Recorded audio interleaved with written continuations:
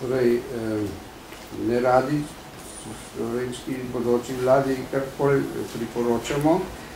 Mislim, da bo morala sama ugotoviti, kje so problemi. Mi smo poudarili, bilo je rečeno, da kar se tiče javnih financ, obstaja tudi možnost, če se bo počastila aktivnost, da se poslabša situacija.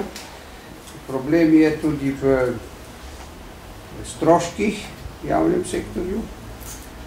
Dejstvo je, da je po mojem osebnem mnenju bila reforma, tako imenovana odprava plačnih nesorazmerij, ena, če ne celo največja napaka pretekle vlade, ker ni v bistvu ničesar odpravila, samo povišala je proračunski izdatek za nekaj 100 milijonov. In mislim, da tukaj čaka novo vlado precej dela, da bo dejansko prišla do sistema, ki ne bo inflacijski, ugrajenega inflacijskega, tako rekoč avtomatičnega mehanizma. Plače v javnem sektorju se, moram reči, so na to že opozarjali strokovnjaki in jaz se osebno s tem zelo strinjam. Edina skupna lastnost celega javnega sektorja je, da plače pridejo z proračuna. Vse drugo pa ni možno reševati na ta način, kot je bilo rešeno. Treba je javni sektor tudi vezati na gospodarska dogajanja in na rezultate. Jaz sem mnenja, da je tudi rezultate možno deloma upoštevati v javnem sektorju. Seveda ne na nivoju panoge, ampak na nivoju posamezne inštitucije, posameznega zavoda. In da je treba deliti tudi usodo, če hočete, gospodarstva. Podatki o stroških na enoto jasno kažejo, da so se stroški zaradi dviga te mase zelo povišali in naša konkurenčnost pri fiksnem tečaju je zaradi tega lahko pod vprašanjem. In dolgoročno se mi zdi, da bo treba to vprašanje rešiti.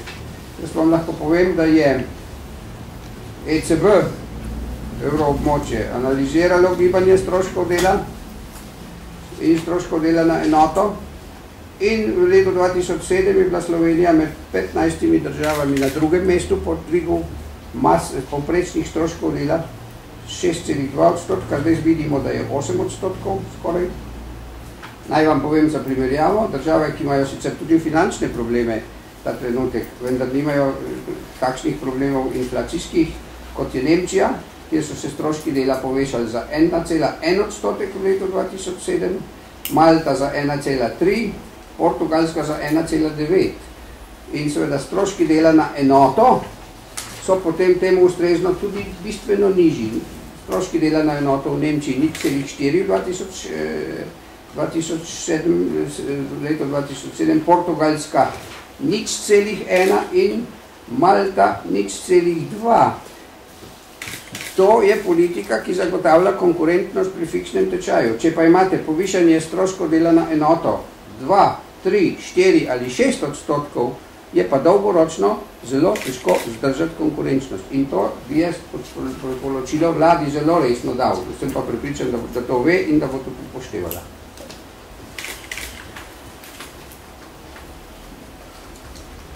Še to bi dodal, mi smo v evroobmočju, imamo tako imenovane maastrichtske kriterije, kjer se ve, kaj je finančna stabilnost. Finančna stabilnost je dvig cen, inflacija do ali pod 2%, kar tudi pomeni, da se morajo vse nominalne količine tudi v tem smislu gibati.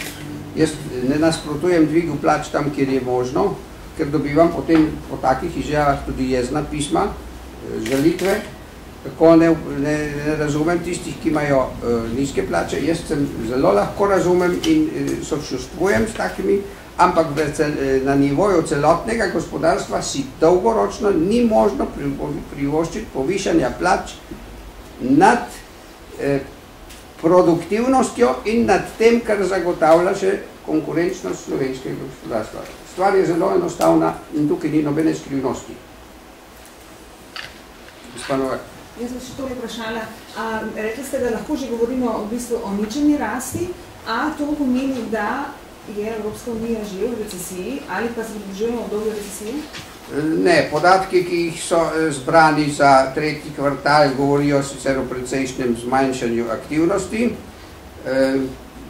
vendar v povprečju bo evroobmočje prav gotovo še tudi v letu 2008 rastlo. Ne bo rastlo morda čisto v skladu s potencialnimi možnostmi, vendar glede na gibanja v prvem in drugem četrtletju ter tretjem četrtletju moramo počakati, kaj bo v četrtem četrtletju. Lahko se zgodi, da bi se glede na te dogodke na finančnih trgih tudi upočasnila rast, vendar jaz osebno mislim, da o negativni rasti v letu 2008 ne bi ta trenutek mogli govoriti.